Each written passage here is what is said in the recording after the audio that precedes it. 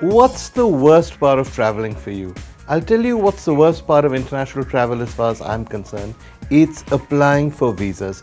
But what we don't realize is that there are many destinations where Indians don't need visas or can get them in arrival. Tip 1 is the destination nobody seems to know about, and that's Hong Kong. Way back in the days when Commonwealth citizens didn't need visas to travel within the Commonwealth, Hong Kong said Indians could come in whenever they wanted.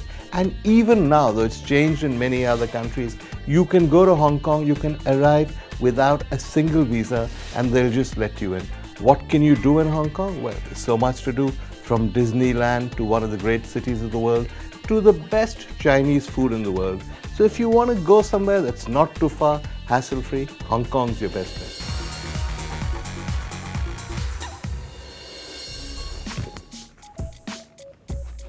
Tip 2, Mauritius. Now it's the home of innumerable Hindi movies, but don't hold that against Mauritius. Look at the advantages. The advantages are that you'll sail through immigration. They'll look at your passport and they'll just let you through. No question of a visa. Indians are welcome. In fact, you'll find many people of Indian origin. And once you get there, once you get to the beaches, once you get to the rock formations, once you taste the local vanilla, you'll feel you're in heaven.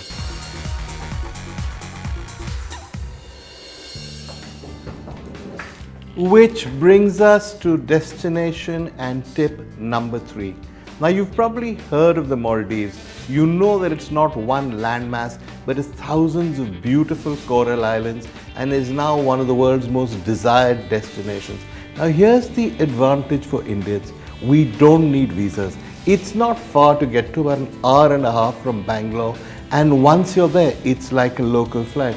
You collect your bags and walk out, and you see the clearest water you'll ever see, and probably the most beautiful islands you're likely to see. Tip 4 is really the obvious one. More Indians went on holiday to Thailand last year than they did to any other country.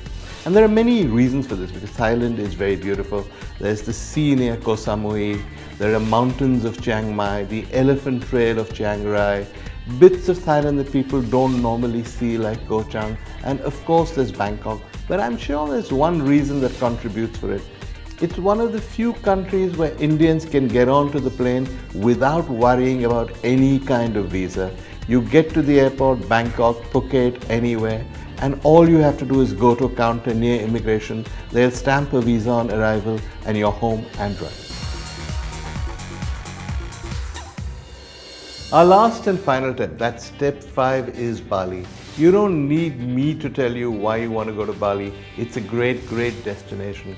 But for Indians, there's a special kinship, because Bali is one of the few foreign countries you're likely to go to where you'll find the Ramayana means as much to them as it does to us. There's a shared cultural heritage.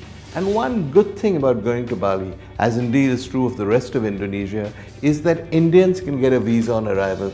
You go to the airport, they paste one on, they stamp it, and you're there free to enjoy all the beauty. So that's it. That's 5 destinations where you don't have to worry about your visas before you board the flight. Go there, send us photos, and if you have any questions, send them to me, because as you know by now, you can ask me anything.